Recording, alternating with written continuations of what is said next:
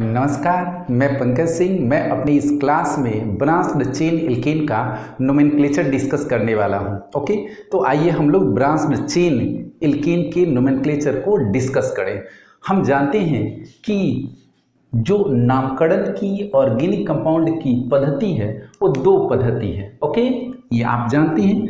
हम लोग नोमेनक्लेचर की एक सिस्टम, जो पुरानी हमारी सिस्टम है, उस सिस्टम को हम क्या कहते हैं? ट्राइवियल सिस्टम कहते हैं। ओके, या जिसे हम लोग क्या कहते हैं? कॉमन सिस्टम भी कहते हैं। ओके, इसको हिंदी में कहते हैं चिर पद्धति या सामान्य पद्धति। और नोमेनक्लेचर की जो आधुनिक पद्धति है, उस आधुनिक पद्धति को हम लोग क्या कहते हैं?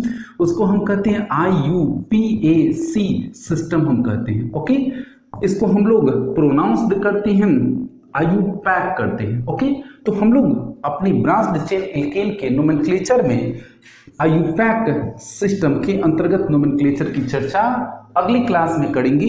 आइए हम लोग ट्राइवियल सिस्टम, जिसे हम कॉमन सिस्टम भी कहते हैं, उसके अंतर्गत हम ब्रांच्ड चेन ऑर्गेनिक कंपाउंड यानी एल्केन का हम नोमेनक्लेचर करने की कोशिश करें। तो ये आप लोग बिल्कुल क्लियर कर लिए कि हम लोग वैसे एल्केन का नोमेनक्लेचर करने जा रहे हैं जो क्या है? ब्रांच्ड चेन है। और किस सिस्टम के अंतर्गत हम लोग करने जा रहे हैं? ट्राइवियल सिस्टम के अंतर्गत करने जा रहे हैं। तो हम अगर ट्राइवियल सिस्टम के अंतर्गत ब्रांच्ड चेन एल्केन का नोमेनक्लेचर करने की कोशिश करें तो हम पाते हैं कि ब्रांच्ड चेन एल्केन में उनके नोमेनक्लेचर में कुछ प्रीफिक्स यूज होते हैं। ओके, कुछ प्रीफिक्स यूज होते हैं। किसमें प्रीफिक्स यूज होते हैं? ट्राइवियल सिस्टम में कुछ प्रीफिक्स यूज होते हैं। और यह प्रीफिक्स क्या है? यह प्रीफिक्स है n। ओके, और कौन सा प्रीफिक्स है? और प्रीफिक्स है हमारा आइसो। ओके, और हमारा प्रीफिक्स क्या है? ये और हमारा प्रीफिक्स है नियो। तो हम ट्राइवियल सिस्टम के अंतर्गत अगर देखें तो हम पाते हैं कि एल्केन के नोमेनक्लेचर में हम 3 प्रकार के प्रीफिक्स इस्तेमाल करते हैं। प्रीफिक्स n, प्रीफिक्स आइसो और प्रीफिक्स नियो। हाँ, मैं पहले ही क्लियर कर दूं कि ये तीनों जो प्रीफिक्स होते हैं ये एल्केन के IUPAC नोमेनक्लेचर में इस्तेमाल नहीं किए जाते हैं। ओके, तो आइए हम लोग देखें कि आखिर कब प्रीफिक्स n, प्रीफिक्स आइसो और प्रीफिक्स नियो प्रयुक्त होता है। ओके, देखिए, जैसे मैंने यहां पर लिख दिया। हाँ, हम लोग पढ़ने जा रहे हैं कब? प्रीफिक्स हम लोग पढ़ने जा रहे हैं n। किस सिस्टम के अंतर्गत पढ़ने जा रहे हैं? हम लोग ट्राइवियल सिस्टम के अंतर्गत पढ़ने जा रहे हैं। ओके, IUPAC सिस्टम के अंतर्गत नहीं। तो प्रीफिक्स n हम कब यूज करते हैं? देखिए यहां जैसे CH3, CH2, CH2, CH3, ये मेरा एक ऑर्गेनिक कंपाउंड हो गया। और यह ऑर्गेनिक कंपाउंड क्या है? एल्केन है। ओके, एल्केन है। अब इस एल्केन में कार्बन का जो चेन है, इसमें कोई ब्रांचिंग नहीं है, कोई शाखा नहीं है। ये एक कंटिन्यूअस चेन है जिसमें कार्बन एटम की संख्या कितनी है? 4 है। तब इसके ट्राइवियल सिस्टम के अंतर्गत नामकरण में हम क्या प्रीफिक्स यूज करेंगे? n प्रीफिक्स यूज करेंगे। तब इसका क्या रूट यूज होगा? इसमें 4 कार्बन है, तो 4 कार्बन के लिए रूट हम क्या यूज करते हैं? ब्यूट करते हैं। ओके, तो हम इसका नामकरण किस रूप में करेंगे? n butane. ओके, तो n हमारा प्रीफिक्स क्या बताता है कि ब्यूटेन के जो चारों कार्बन एटम है इसमें कोई ब्रांचिंग नहीं है, कोई शाखा नहीं है। जबकि ब्यूट क्या बताता है? यह ब्यूट रूट वर्ड है जो बताता है कि इस एल्केन में कितने कार्बन हैं? 4 कार्बन हैं। और NE सफिक्स ये क्या बताता है कि इसका क्लास क्या है? तो इसका क्लास एल्केन है। ओके, अब चलिए एक और हम लोग आगे एग्जांपल देखें। CH3, CH2, CH2, CH2, CH3। अब आप देखिए इसमें कितने कार्बन दिख रहे हैं आप लोगों को? 1, 2, 3, 4, 5 कार्बन दिख रहे हैं। अब 5 कार्बन के लिए हम लोग रूट क्या यूज करते हैं? रूट वर्ड क्या यूज करते हैं? तो 5 के लिए हम लोग पेंट यूज करते हैं। Okay, paint. और यह ऑर्गेनिक कंपाउंड किसके अंतर्गत आ रहा है? एल्केन के अंतर्गत आ रहा है, इसलिए इसके साथ हम सफिक्स क्या यूज करेंगे? ANE। ओके, तो ये मेरा ऑर्गेनिक कंपाउंड क्या हो गया, पेंटेन हो गया। क्या इसमें कोई ब्रांच है, कोई शाखा है, कोई सब्स्टिट्यूएंट ग्रुप जुड़ा है? बिल्कुल नहीं जुड़ा है। तब हम इसके लिए प्रीफिक्स क्या यूज कर देंगे, एन, यानी एन इसका नाम हो गया एन पेंटेन। तो एन क्या बताया कि इसमें जितने भी कार्बन एटम है उसमें कोई ब्रांचिंग नहीं है, वो कंटिन्यूअस एक अनब्रांच्ड चेन है। और यदि हम लोग एग्जाम्पल देखने की कोशिश करें तो हम देखिए CH3, CH2, CH2, CH2, CH2, CH2, CH3। अब आपको यहां पर दिख रहा होगा कि ये एक एल्केन है। इस एल्केन में अगर आपको दिख रहा होगा कि इसमें ब्रांच है या नहीं है, तो ये याद रखिए कि 1 2 3 4 5 6 7, इसमें 7 कार्बन है और 7 कार्बन एटम कंटिन्यूअस चेन में है। यहां मुड़ने से नहीं होने वाला है, ये एक कंटिन्यूअस चेन है और इस कंटिन्यूअस चेन में कोई ब्रांचिंग नहीं है, कोई प्रतिस्थापी समूह सब्स्टिट्यूएंट ग्रुप नहीं जुड़ा है। तब हम ये देखेंगे कि इसके नामकरण में पहला हमारा क्लियर हो गया कि क्या प्रीफिक्स यूज होगा। तो हमारा प्रीफिक्स यूज होगा एन, जो बताएगा कि इसमें कार्बन में कोई ब्रांचिंग चेन में नहीं है। अब इसमें क्या है, 1 2 3 4 5 6 7 कार्बन है। तो 7 कार्बन के लिए हमारा रूट क्या यूज होता है, तो हेप्ट यूज होता है। ओके, आप जानते हैं 1 कार्बन के लिए क्या यूज होता है, मिथ, 2 के लिए इथ, 3 के लिए प्रॉप, 4 के लिए ब्यूट, 5 के लिए पेंट, 6 के लिए hex, hept of non deck, अनडेक, डोडेक वगैरह आगे यूज होता है। तो हमने क्या देखा कि इसमें 7 कार्बन है, तो इसमें रूट क्या यूज मैंने किया, हेप्ट, और ये एल्केन के अंतर्गत आता है। ओके, एल्केन का जनरल फॉर्मूला फॉलो करता है CnH2n+2 को, तो इसमें सफिक्स क्या लगेगा, ANE। तो इस प्रकार से इस ऑर्गेनिक कंपाउंड का ट्राइवियल सिस्टम क्या नाम हुआ, इसका ट्राइवियल नेम, कॉमन नेम क्या हुआ, N-हेप्टेन।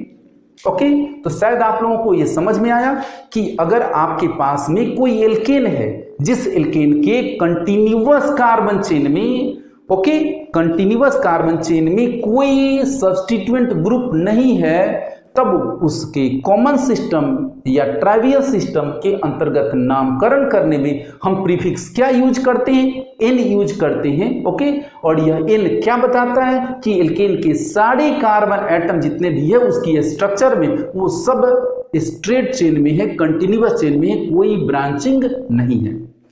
ओके, अब हम लोग आइए सीखते हैं किसको, हम लोग इसके बाद सीखते हैं प्रीफिक्स आइसो को। ओके, हम लोग प्रीफिक्स आइसो को सीखें। ओके, तो प्रीफिक्स आइसो हम कब यूज करेंगे, तो प्रीफिक्स देखिए आइसो हम कब इस्तेमाल करेंगे, जैसे देखिए CH3 CH2 CH3। ओके, यह मेरा एक क्या हुआ, एल्केन हुआ। अब यहां पर देखिए कार्बन की 3 वैलेंसी किससे सेटिस्फाइड है, 3 हाइड्रोजन से, और 1 वैलेंसी इस कार्बन से सेटिस्फाइड है। तो इस प्रकार से मेरा ये एल्केन है। अब यहां पर देखिए इस कार्बन से 2 हाइड्रोजन जुड़ा है, 1 हाइड्रोजन यहां से हम क्या कर दिए, हटा दिए, और यहां पर हमने क्या जोड़ दिया, CH3 जोड़ दिया। ओके, तो ये मेरा एक ऑर्गेनिक कंपाउंड एल्केन जो हुआ, इसमें कार्बन चेन अनब्रांच्ड नहीं है, इसमें कार्बन चेन में ब्रांचिंग है, शाखा है। ओके, अब इस ब्रांचिंग में देखिए हम क्या लेंगे, 1 2 3, ये एक कंटिन्यूअस चेन हुआ, 1 2 3 ये एक कंटिन्यूअस चेन हुआ, 1 2 3 ये एक कंटिन्यूअस चेन हुआ। तो हम लोग अगर इसको एक कंटिन्यूअस चेन मान लें, तो इस कंटिन्यूअस चेन में मेरे कितने एंड पॉइंट हुए, कितने छोड़ हुए एंड, एक ये एंड हुआ किनारा और ये एक एंड हुआ। अब इस एंड पॉइंट से अगर हम लें तो 1 नंबर ये कार्बन हम कहेंगे, ओके, 2 नंबर कार्बन, ये 3 नंबर कार्बन हम देखें।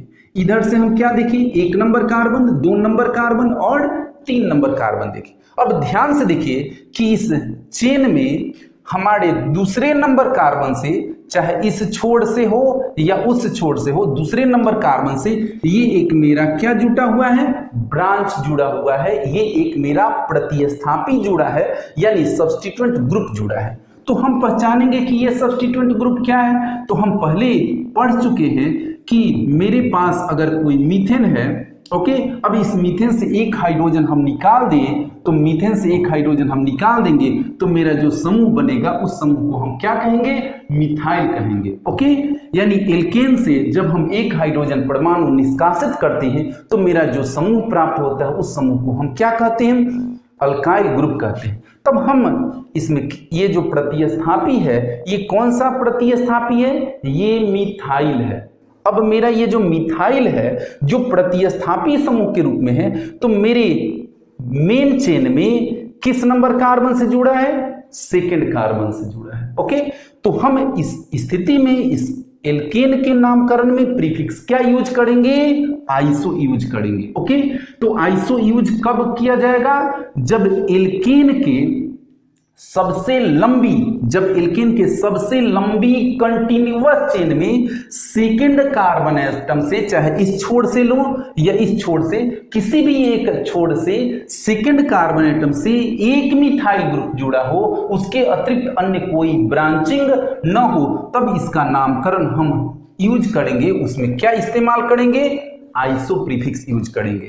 तो अब इसमें हम टोटल कार्बन एटम के अनुसार रूट देखेंगे। तो टोटल कार्बन कितना है, 1 2 3 4। ओके, तो 4 कार्बन है, तो 4 कार्बन के लिए हम क्या यूज करेंगे, ब्यूट यूज करेंगे। और ये जनरल फॉर्मूला किसको फॉलो कर रहा है, एल्केन को, तो इसमें सफिक्स क्या होगा, एन। तो ये मेरा हो गया ब्यूटेन, लेकिन ब्यूटेन में सेकेंड कार्बन एटम पर एक मिथाइल ग्रुप है, तो हमारा यहां पर क्या नाम होगा, नाम हमारा लग जाएगा इसमें प्रीफिक्स आइसो ब्यूटेन। ओके, तो इसका नाम क्या हो गया हमारा, आइसो ब्यूटेन हो गया। तो आइसो क्या बताता है कि सेकेंड कार्बन एटम पर एक सब्स्टिट्यूएंट ग्रुप है और वह सब्स्टिट्यूएंट ग्रुप क्या है, मिथाइल है। अब चलिए एक और एग्जांपल हम लोग देखें, CH3 CH2 CH2 CH3।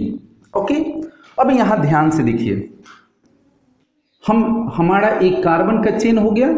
अब यहां पर से एक हाइड्रोजन हटा दिया गया और यहां पर क्या आ गया, CH3 आ गया। ओके, CH3 आ गया। तो अब हम क्या कहेंगे, इसमें हम कंटिन्यूअस चेन कार्बन का देखेंगे। तो देखिए कंटिन्यूअस चेन कार्बन का क्या दिख रहा है आपको, 1 2 3, ये एक आपका कंटिन्यूअस चेन हो गया। 1 2 3 4, ये एक कंटिन्यूअस चेन हो गया। 1 2 3 4, ये एक कंटिन्यूअस चेन हुआ। तो हमारे लॉन्गेस्ट कंटिन्यूअस चेन में कितने कार्बन आ रहे हैं, हमारा ये 3 वाला नहीं आ रहा है, ये छोटा हो गया, हमारा ये 4 वाला या ये भी 4 वाला लीजिए। तो हमने यही अपने लॉन्गेस्ट कंटिन्यूअस चेन को लिया। अब इस लॉन्गेस्ट कंटिन्यूअस चेन में हम ये एक छोड़ हो गया, ये एक छोड़ हो गया, तो हम इधर से नंबरिंग करेंगे इस कार्बन को, 1 number carbon, 2 number carbon, 3 number carbon, 4 number carbon. अगर हम इधर से भी करें तो 1 नंबर, 2 नंबर, 3 नंबर और ये 4 नंबर। तो हमारा ऊपर वाला नंबरिंग नहीं यहाँ चलेगा, नीचे वाले नंबरिंग के अनुसार सेकेंड कार्बन पर मेरा क्या जुटा हुआ है, मिथाइल जुटा हुआ है। तब हम इस स्थिति में इस ब्रांच चेन एल्केन के नामकरण में क्या यूज करेंगे, प्रीफिक्स आइसो यूज करेंगे। तो इसमें टोटल कार्बन के अनुसार हम रूट वर्ड यूज करेंगे। तो टोटल कार्बन 1 2 3 4 5 है, तो 5 है तो क्या लगेगा, इसमें पेंट होगा। एल्केन के लिए सफिक्स क्या लगेगा, एन लगेगा। और चूंकि इसमें एक कार्बन सेकंड कार्बन पर मिथाइल से जुड़ा, मिथाइल के रूप में है, इसलिए इसमें क्या यूज होगा, हम लोग इसमें यूज करेंगे आइसो। ओके, तो ये इस तरीके से मेरा क्या हो जाएगा, आइसो पेंटेन हो गया। ओके, और एग्जाम्पल हम लोग देखें तो और एग्जाम्पल हमारा क्या हो जाएगा, CH3 CH2 CH2 CH2 CH3। Okay, तो हमारा इसमें कितना कार्बन हुआ, 1 2 3 4 5। अब चलिए हम यहां से, ये एक मेरा चेन हो गया। अगर हम इधर से देखें तो ये 2 नंबर कार्बन, 1 2 नंबर कार्बन, इधर से देखें तो ये 2 नंबर कार्बन हुआ। तो हम चाहे इधर से देखें या इधर से देखें, चलिए हम इधर से ही देख लेते हैं। तो हमारा एक हाइड्रोजन यहाँ हटा और यहाँ पर क्या आ गया, CH3 आ गया। अब हम क्या कहेंगे कि इस ऑर्गेनिक कंपाउंड एल्केन के लॉन्गेस्ट कंटिन्यूअस चेन में कितने कार्बन हैं, तो तो 1 2 3 4 5 कार्बन है लॉन्गेस्ट कंटिन्यूअस चेन में। ओके, और इसमें 1 number, 2 number, 3 number, 4 number, 5 number. Okay, 2 number carbon, हाँ इधर से भी नंबरिंग करेंगे तो 1 2 3 4 5, तो वह नंबरिंग सही मानी जाएगी जिधर से प्रतिस्थापी समूह निकट पड़े। तो हमें यहाँ पर क्या देखना है कि मिथाइल ग्रुप चाहे इस छोर से लीजिए या उस छोर से लीजिए, सेकेंड कार्बन एटम पर जुड़ा होना चाहिए। तो हमारा यहाँ इधर से सेकेंड कार्बन पर एक मिथाइल जुड़ा है ये। ओके, अब इसमें हम लोग क्या प्रीफिक्स यूज करेंगे? हम इसमें प्रीफिक्स यूज करेंगे आइसो। ओके, हम इसमें प्रीफिक्स यूज क्या करेंगे? आइसो यूज करेंगे। तो हमने लिख दिया आइसो, और इसमें कितने टोटल कार्बन हैं? तो 1 2 3 4 5 6 हैं। तो 6 कार्बन के लिए क्या हम लोग रूट यूज करते हैं? हेक्स यूज करते हैं। और एल्केन के लिए सफिक्स क्या यूज किया जाता है? एन। तो इसका नामकरण हो गया आइसोहेक्सेन। ओके, तो ये क्लियर हो गया। अब एक और थोड़ी सी बात हम लोग देखें। हम क्या यहां पर बोले? हमने यहां पर बताया कि प्रीफिक्स आइसो कब यूज किया जाएगा? जब एल्केन के सबसे लंबी कंटिन्यूअस चेन में, जब एल्केन के सबसे लंबी कंटिन्यूअस चेन में दोनों छोर में से किसी भी एक छोर से एक मिथाइल ग्रुप प्रतिस्थापी समूह के रूप में जुड़ा हो, इसके अलावा अन्य कोई ब्रांचिंग नहीं हो, तब उसके कॉमन सिस्टम के नोमेनक्लेचर में हम प्रीफिक्स क्या यूज करते हैं? आइसो यूज करते हैं। ओके, लेकिन यहां पर एक और बात याद रखना होगा कि जो हम लोग प्रीफिक्स आइसो यूज करते हैं वो उन एल्केन के लिए यूज करते हैं जिसमें कार्बन परमाणु की संख्या कितनी हो? 4 से लेकर 6 तक हो। याद रहेगा कि प्रीफिक्स हम लोग आइसो वैसे एल्केन में ही सिर्फ कर सकते हैं जिस एल्केन में कार्बन परमाणु की संख्या कितनी हो? 4 से 6 हो। यदि 6 से अधिक कार्बन परमाणु एल्केन में हो तो हम उसके लिए आइसो यूज नहीं कर सकते हैं। ओके, जैसे में CH3 CH2 CH2 CH2 CH2 CH3। Okay, अब यहां पर चलिए हम इस छोर से एक CH3 ग्रुप हमने दे दिया। अब आपने क्या देखा? सीधे सीधे अगर आप बिल्कुल सोचेंगे तो कहेंगे कि यस ये एक लॉन्गेस्ट कंटिन्यूअस चेन है, 1 2 3 4 5 6। ओके, और इस लॉन्गेस्ट कंटिन्यूअस चेन के इस छोर के 1 नंबर 2 नंबर कार्बन से ये क्या जुटा है? एक मिथाइल ग्रुप सब्स्टिट्यूएंट ग्रुप के रूप में जुड़ा है, तो हम इसमें आइसो यूज करेंगे। लेकिन यहां यह देखना अनिवार्य होगा कि इसमें टोटल कार्बन कितने हैं? 1 2 3 4 5 6 7 है, 7 है। इसलिए हम यहां प्रीफिक्स आइसो यूज नहीं करेंगे। इस ऑर्गेनिक कंपाउंड एल्केन का कोई कॉमन नेम नहीं होगा। इस ऑर्गेनिक कंपाउंड का नोमेनक्लेचर IUPAC सिस्टम के अनुसार किया जाएगा। ओके, तो ये याद रहेगा। ओके, तो आइए हम लोग अब इसको आगे बढ़ते हैं। अब हम लोग प्रीफिक्स क्या यूज करें? प्रीफिक्स नियो यूज करें। तो प्रीफिक्स नियो हम लोग यूज करें। तो प्रीफिक्स नियो कब हम लोग यूज करते हैं? देखिए CH3 CH2 CH3। ओके, ये मेरा एक एल्केन हो गया। अब यहां ध्यान से देखिए, इस कार्बन से 2 हाइड्रोजन जुड़े हैं। चलिए, एक हाइड्रोजन मैंने हटा दिया और यहां पर एक CH3 जोड़ दिया। ओके, तो हम क्या कहेंगे कि ये एक लॉन्गेस्ट चेन है, चाहे इसको भी मान सकते हैं, ये भी मान सकते हैं। तो इस लॉन्गेस्ट चेन में सेकेंड कार्बन से एक मिथाइल है, तो अब इसके नाम में क्या यूज हो जाएगा? आइसो यूज होगा। लेकिन अगर हम ये भी हाइड्रोजन हटा दें, ओके, ये हाइड्रोजन हटा के एक और हम CH3 यहां ऐड कर दें, तो मेरा लॉन्गेस्ट कंटिन्यूअस चेन इसमें कितना होगा? 3 कार्बन वाला ये मेरा क्या होगा? लॉन्गेस्ट कंटिन्यूअस चेन होगा। सबसे लंबी कार्बन की सतत श्रृंखला होगी। और ये मेरा एक ब्रांच हो जाएगा, ये मेरा एक क्या हो जाएगा? ब्रांच हो जाएगा, यानी सब्स्टिट्यूएंट ग्रुप होगा। और ये सब्स्टिट्यूएंट ग्रुप क्या होगा? मिथाइल। और ये भी क्या होगा? मिथाइल। अब चलिए इधर से नंबरिंग करें, 1 नंबर 2 नंबर 3 नंबर, तो 2 नंबर से 2 मिथाइल है। इधर से भी अगर नंबरिंग करें 1 2 3, तो 2 नंबर से इधर भी 2 मिथाइल है।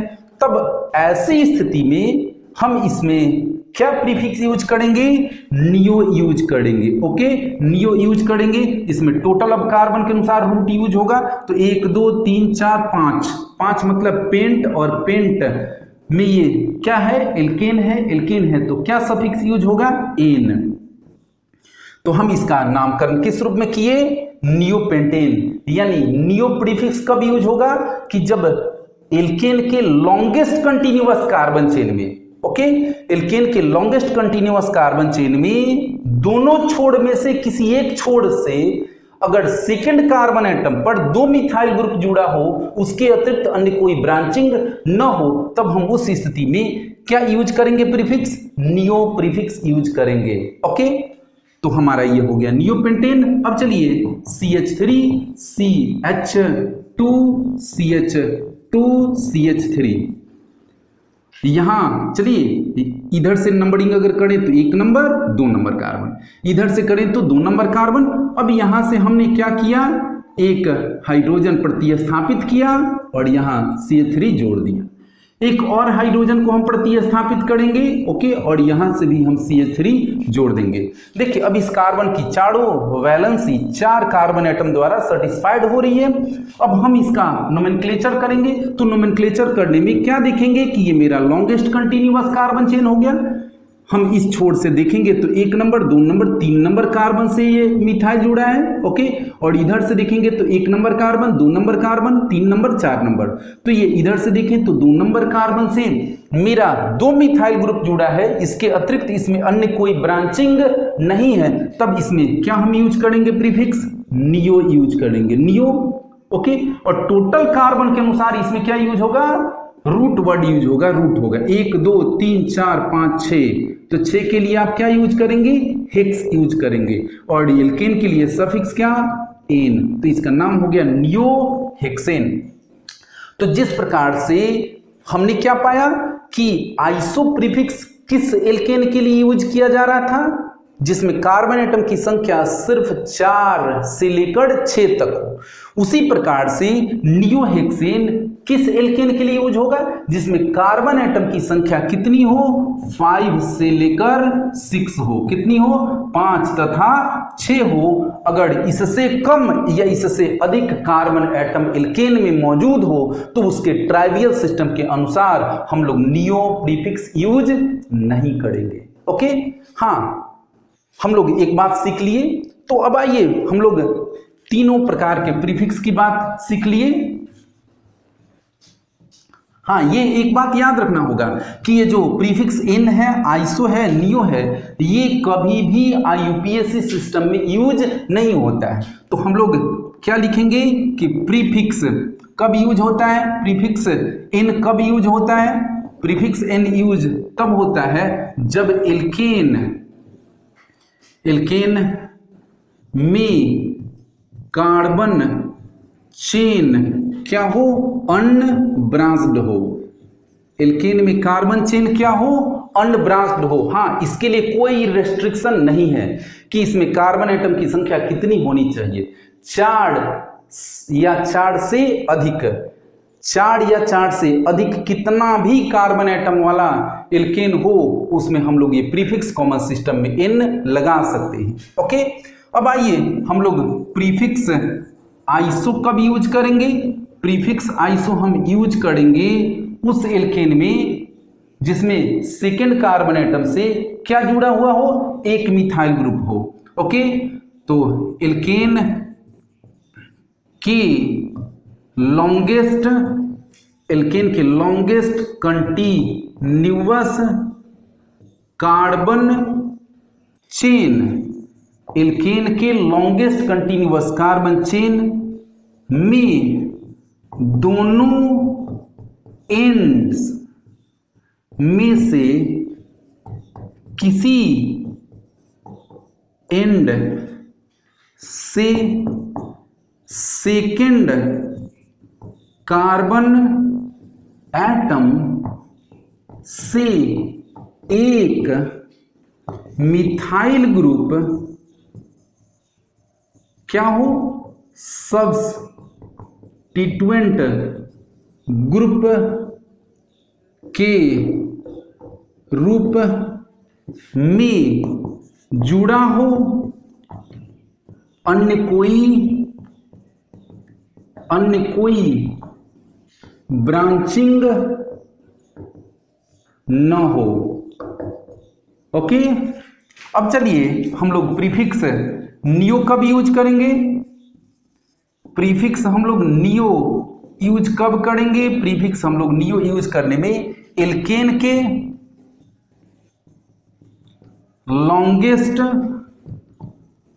कंटिन्यूअस कार्बन चेन में सेकेंड कार्बन एटम, चाहे किसी भी छोर से हो, सेकेंड कार्बन एटम से दो मिथाइल ग्रुप जुड़ा हो तथा अन्य कोई ब्रांचिंग न हो। ओके, अब इसमें कोई रेस्ट्रिक्शन नहीं है, ये 4 या 4 से अधिक किसी भी एल्केन में कॉमन सिस्टम में ट्राइवियल सिस्टम यूज होगा। इसके लिए रेस्ट्रिक्शन है, कार्बन एटम कितना होना चाहिए? 4 से 6 कार्बन एटम ही होना चाहिए। और इसके लिए क्या है? 5 से 6 कार्बन एटम ही होना चाहिए। अगर इससे कम या इससे अधिक हो तो हम नियो प्रीफिक्स यूज नहीं करेंगे। ओके, अब आइए हम लोग शॉर्ट में, ये चाहे तो आप स्क्रीनशॉट ले सकते हैं या आप नोट कर लीजिए। ओके, जिससे आपको आगे समझने में आसानी रहे।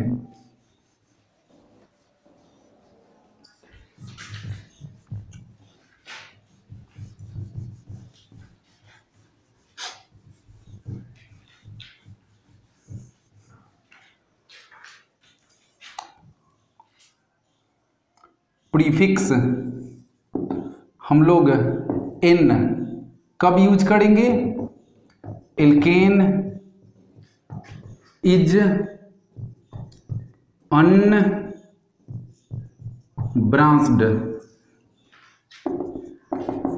प्रीफिक्स आइसो यूज करेंगे। देखिए ध्यान से, CH3 CH CH3 CH2 CH3, तो ये हमारा मौजूद रहेगा।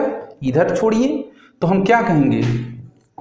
एल्केन हैविंग, इसको हम क्या लिख सकते हैं? देखिए, इस कार्बन से कितना मिथाइल जुड़ा है? 2, तो हम लिख दिए CH3 कितनी बार? 2, CH3 1 और CH3 1 2, और फिर मैंने लिख दिया ये वाला CH और फिर बॉन्ड दे दिए इधर अपना कार्बन एटम जो हो सो हो। तो एल्केन हैविंग क्या, ये जितना मैंने घेरा है इसको मैंने ऐसे लिख दिया है, unit and no any other branching. तब जाकर हम लोग प्रीफिक्स क्या यूज करेंगे? आइसो यूज करेंगे। यानी एल्केन में जब ये यूनिट हो और उसके अलावा अन्य कोई ब्रांचिंग नहीं हो। अब चलिए हम लोग प्रीफिक्स नियो कब यूज करेंगे? तो प्रीफिक्स हम लोग नियो यूज करेंगे। देखिए, CH3 C CH3 CH3 CH2 CH3, तो आप इस छोर से देखिए, तो आप देखिए जितना मैंने घेरा है तो ये इस कार्बन से कितना मिथाइल जुड़ा है? 3, तो हम, और फिर बॉन्ड से आगे ये चेन बढ़ा, तो एल्केन हैविंग, देखिए 1 2 3, CH3 कितनी बार? 3 बार, और ये कार्बन जिससे बॉन्ड ये कंटिन्यू इधर हुआ है। ओके, इनकम्प्लीट बैलेंस को दर्शा रहा है। तो एल्केन हैविंग ये unit and no any other branching, तब जाकर हम क्या यूज करेंगे? Prefix neo. लेकिन ये इसके साथ साथ याद रखने में, ये याद रखिए कि आयुपैक सिस्टम में कभी भी प्रीफिक्स N आइसो तथा नियो प्रयुक्त नहीं होता है। ओके, तो शायद मैंने आप लोगों को एल्केन में, कार्बन चेन में जो सब्स्टिट्यूएंट ग्रुप है उनसे जुड़े होने के आधार पर मैंने प्रीफिक्स नॉर्मल, आइसो और नियो को स्पष्ट किया। मुझे उम्मीद है कि ये आप लोगों को समझ में आया। यदि आपको इसमें कोई दिक्कत हो तो आप मुझे कमेंट करके पूछ सकते हैं। तब तक के लिए हम अगली क्लास में फिर मिलेंगे। तब तक के लिए जय हिंद, जय भारत।